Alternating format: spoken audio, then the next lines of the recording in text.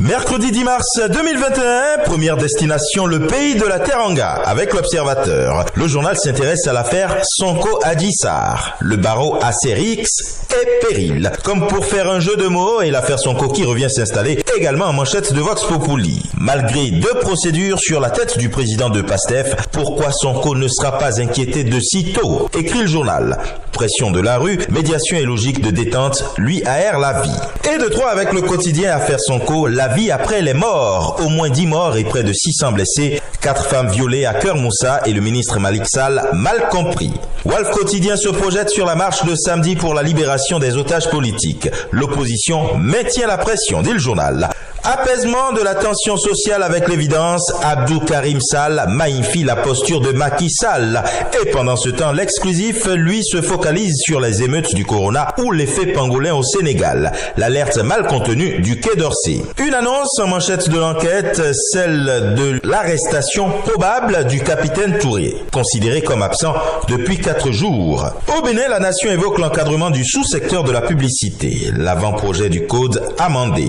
Il est question d'un autre code, cette fois-ci celui du travail. Au Gabon, le quotidien L'Union prévient sur ce qui attend les travailleurs. Modalité de règlement de conflits, exercice du droit de grève, gestion du temps de travail, simplification des procédures. Riche de plus de 400 articles et fruit de longues années de travaux et de rencontres tripartites, le nouveau code du travail, bientôt en discussion au Parlement, se veut une réponse à l'évolution de l'activité humaine et aux défis que pose celle-ci. En Côte d'Ivoire, législative 2021 avec Fraternité Matin, tous les résultats connus. Le CNDH félicite le gouvernement ainsi que la commission électorale indépendante, apprend le journal. Le Jour Plus, lui, sur la même actualité, explique pourquoi le PDCI et le FPI auraient perdu du terrain. Résultat provisoire des législatives en Côte d'Ivoire, affiche en sa manchette le patriote, RHDP le numéro 1. Le même scrutin avec le nouveau réveil, législatif du 6 mars dernier, Yopougon, Marcory, Port-Boué, la vérité des urnes a triomphé du hold-up du RHDP. Et dans le même temps, le quotidien d'Abidjan, lui, concernant la victoire de l'opposition à Yopougon, estime que Gbagbo aurait arraché son tabouret à Ouattara.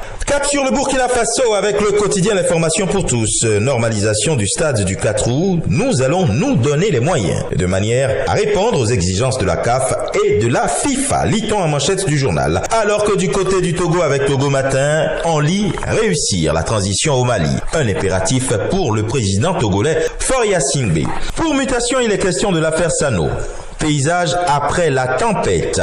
Avec Cameroun Tribune, réintégration des ex-combattants, le Premier ministre demande d'accélérer. Le quotidien Émergence fait la part belle en sa manchette à la crise anglophone. Tir croisé des parlementaires français et canadiens. Et d'insécurité, il est question avec Le Jour. Des groupes armés attaquent à l'Est. Dans la nuit du lundi à mardi, l'armée camerounaise a repoussé à Mandjou des assaillants dont l'identité reste encore inconnue. Et enfin, au Maroc, du côté du royaume chérifien en Afrique du Nord, ouverture lundi du Bureau national de l'ONU Habitat au Maroc. Le gouvernement et ONU Habitat établissent le cadre stratégique de leur collaboration pour les 3 prochaines années.